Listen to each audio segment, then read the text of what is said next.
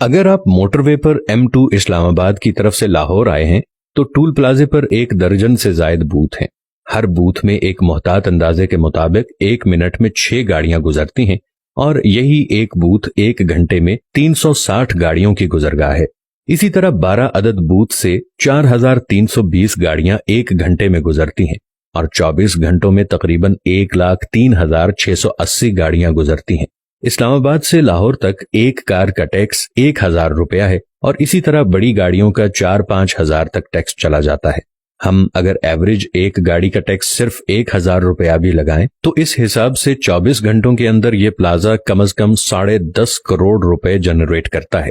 اس طرح ملک بھر کے موٹر وے اور ہائی ویز پر ان ٹول پلازوں کی تعداد گن لیں اور پھر ان کو کروڑوں سے ضرب دیں تو صرف ٹول ٹیکس کی مد میں روزانہ کے حساب سے اربوں روپے حکومت کے خزانے میں جمع ہو رہے ہیں۔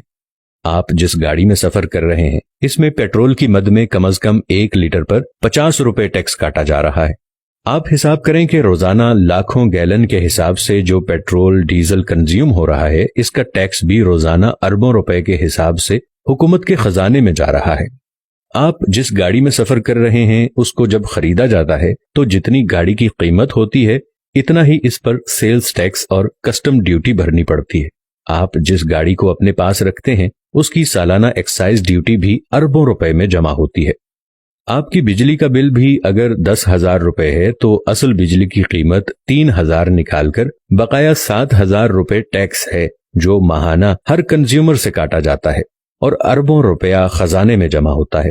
اسی طرح گیس کے بل پر بھی اسی شرح سے ٹیکس لگ رہا ہے اور خزانے میں جمع ہو رہا ہے۔ آپ ایک میڈیکل سٹور سے 300 روپے کی دوائی خرید رہے ہیں۔ ایک محتاط اندازے کے مطابق اس پر تقریباً 40 سے 50 روپے تک سیلز ٹیکس ہے جو کہ خزانے میں جا رہا ہے۔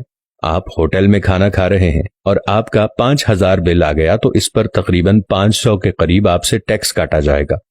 آپ اپنے مکان کا نقشہ پاس کروا رہے ہیں اور آپ کسی بھی ڈیولپمنٹ ادارے کے دفتر میں جائیں تو لوگوں کی قطاریں لگی ہوئی ہوں گی جن سے 40 سے 50 ہزار روپے فی نقشہ فیس جمع کی جائے گی۔ یہ بھی خزانے میں جمع ہوتا ہے۔ آپ جس گھر میں رہتے ہیں اس گھر کا سالانہ ٹیکس آپ نے خزانے میں الگ سے جمع کرانا ہوگا۔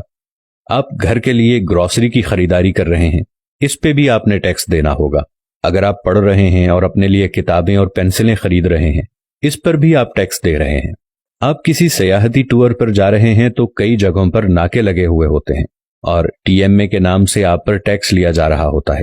آپ بینک میں پیسے